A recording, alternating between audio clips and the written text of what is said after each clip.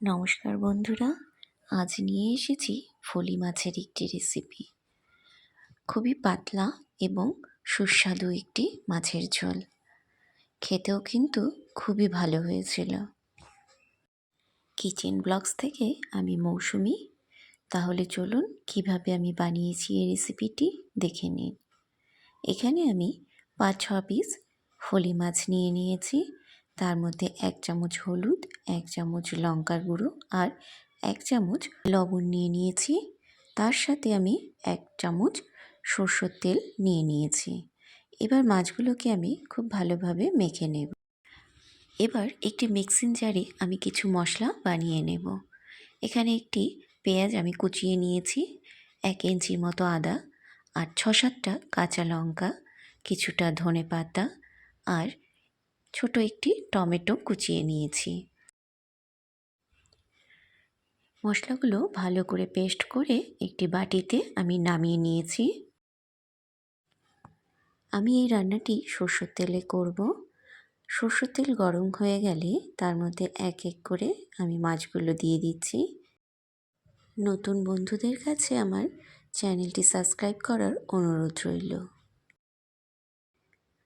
মাছগুলো আমি এপিট ওপিট লাল করে ভেজে তুলে নেব।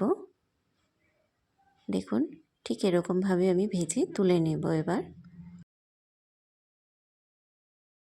ঠিক একই রকমভাবে আমি বাকি মাছের পিসগুলো ভেজে তুলে নেব।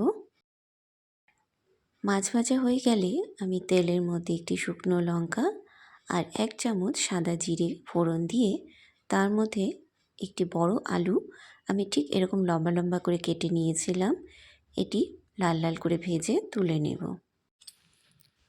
বেটে রাখা মশলাগুলি আমি এর মধ্যে দিয়ে দিচ্ছি আর খুব ভালোভাবে আমি মশলাটি কষিয়ে নেব।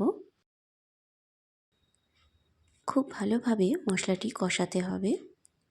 মশলা থেকে জল শুকিয়ে আসলে তার মধ্যে আমি দিয়ে দেব 1 চামচ হলুদ গুঁড়ো, 1 চামচ কাশ্মীরি লঙ্কার গুঁড়ো, 1 চামচ ধনে গুঁড়ো, 1 চামচ জিরে গুঁড়ো আর স্বাদ অনুযায়ী লবণ। এবার আমি এই সবগুলো মশলা আবার খুব ভালোভাবে কষিয়ে নেব। একটু জল দিয়ে নিলে মশলাটা কষাতে সুবিধে হয়। একটু জল দিয়ে নিয়ে আমি এর জন্য মশলাটা কষিয়ে নিচ্ছি। দেখুন, মশলা কষে গিয়েছে। এবার আমি মশলার মধ্যে জল দিয়ে দিচ্ছি। ভালোভাবে মশলার সাথে জল মিশিয়ে দিতে হবে। এখানে আরও একটু জল দিতে হবে। এবার ভালো করে মিশিয়ে এর মধ্যে আমি আলুগুলো দিয়ে দেব। এরই সাথে আমি মাছের পিসগুলো এক এক করে দিয়ে দেব। কিছুক্ষণের জন্য ঢেকে আমি এটি ফুটিয়ে নেব। 2-3 মিনিটের মতন আমি মাছের ঝোলগুলো ফুটিয়ে নিয়েছি। এবার আমি ঢাকনাটা খুলে দিচ্ছি।